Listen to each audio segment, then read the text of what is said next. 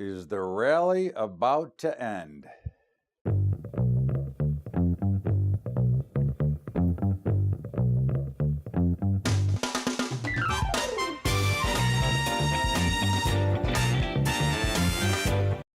What's up, everybody? Welcome aboard to Bubba's Daily Update. It is Thursday. What time is it?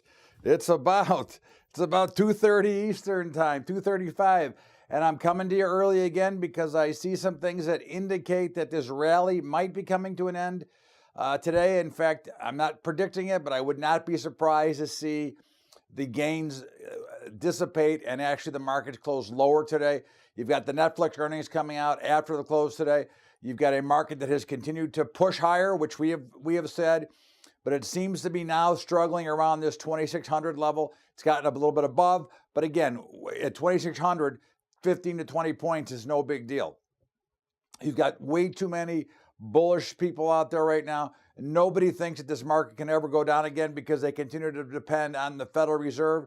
Well, the way that I see it from here, it looks like we could see some selling at least today, maybe into tomorrow. Again, we'll see what it looks like. Certainly, we are looking for opportunities to now sell in this market, but one of the big cautions I will give you is because of the lack of volume and the lack of volatility, you've got to be very careful here. If you're going to try to step into the pool, make sure that you have an exit point that you know you're going to get out of it, because again, they could spike higher, but it looks like to me that we're going to start to see some selling pressure come in here. It has all the makings and the feel of a market that is just about running out of gas. And of course, since we don't have electric markets yet, we may be running out here. And of course, you're watching different things happening. And of course, I just came off of Making Money with Charles Payne, and we both agreed that the Fed is a joke. But the other thing is Charles and the other guests were bullish. I'm still bearish here. I think Netflix may miss their earnings. I think there's a lot of reasons to believe that there's a sell-off coming. You know, we talk about that vicious bear market rally that comes off of a bottom. So I think this is it. I think we're starting to now wind it down, and I would look for some selling pressure. Now, that doesn't mean we're going straight down from here. I think we'll see some trading action, but we won't see a big down move until volume and volatility return to the market. But I think certainly we'll see some churning, and I think we'll go back below the 2,600 level from here, and we'll see how it trades out. Hey, you know, we're going to check it out, but we will certainly be looking to play it from the short side of the market from up in here. In the meantime, oil has been churning all over the place again. It's kind of winding in that consolidation pattern. We're looking for it to break below from here. Gold continues to be, I wrote for Kitco today, I says, is gold closed? Okay, because there's been zero action.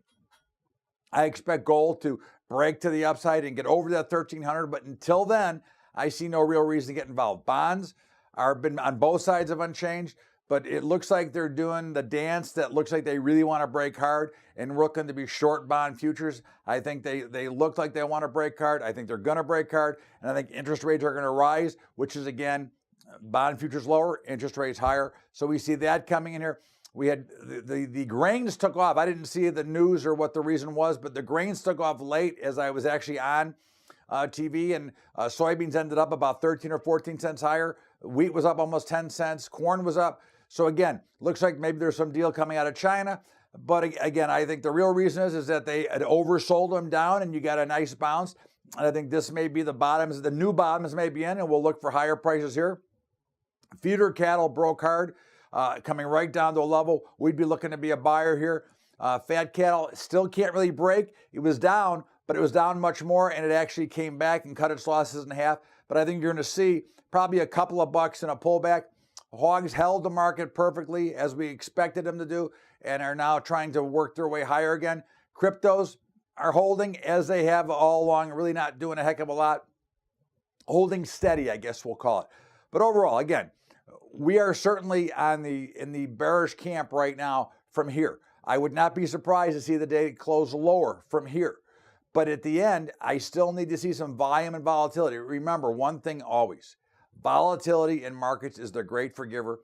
And without it, it makes it much more challenging, and it forces you into bad decisions. It forces you emotionally to make a bad decision. So again, we're going to go ahead and try to play this a little bit from the short side for the rest of the day and look for the markets to actually close lower on the day. Now, I'm not looking for a wipeout.